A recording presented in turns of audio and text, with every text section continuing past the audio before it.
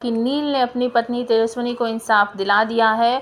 उसका असली गुनहगार जो है उसको सबके सामने एक्सपोज कर दिया है। उसकी पोल पट्टी जो है वो खोल कर रख दी है कि किस वजह से तेजस्विनी के साथ ऐसा हुआ और किस वजह से तेजस्विनी से आप लोग इतनी ज़्यादा नफ़रत करते हो। तो ये सारी बातें जो हैं शीशे की तरह साफ कर दी है नील ने अपनी पत्नी तेजस्विनी को इंसाफ दिला दिया है और उसकी खोया हुआ मान सम्मान जो है वो वापस उसे ये दिला दिया है। तो आने वाले एपिसोड में आप सबको देखने को मिलेगा कि नील अपने भाई को कहेगा कि तू आस्तीन का सांप है और उसी के मुंह से उसकी सारी सच्चाई जो है वो उगलवाने वाला है।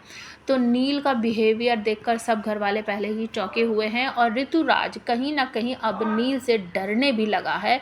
और आपको देखने को मिलेगा कि ऋतुराज अपने कमरे में है, नील उसके पास जाएगा और उससे 2-4 अच्छी सी बातें करेगा और उसके कंधे पर हाथ रखकर उसे नीचे लेकर आएगा। वो नीचे आ जाएगा, सारा घर परिवार जो है वो भी वहीं पर इकट्ठा हो जाएगा।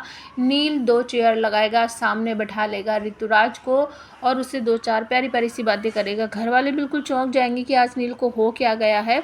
वो किस तरीके से ऋतुराज के साथ बात कर रहा है, नहीं वो तो सीधे मुंह बात ही नहीं करता है।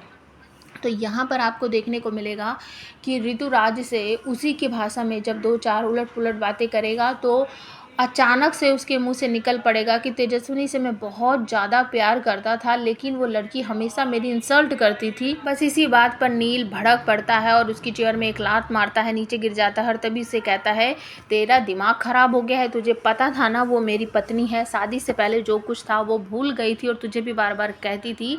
तो यहाँ पर ऋतुराज जो है बड़बड़ाने लगता है कि यही बात तो मुझे हजम नहीं हो रही थी कि वो मुझे छोड़कर तुझसे कैसे शादी कर सकती है और मैंने ये सब कुछ जानबूझकर परिवार की नज़रों में उससे बचलन साबित किया था। तो ये सब सुनकर नील उसे घसीट घसीट कर मारता है, खूब घूंसे बजाता है, लात घूंसे मार मार कर उसकी अच्छी तरीके से पिटाई करता है और सभी घर वालों को कहता है सुन लो इसकी, तुम इसे बचपन से जानते हो ना, तो सुन लो इसकी बात, इसने क्या कहा है।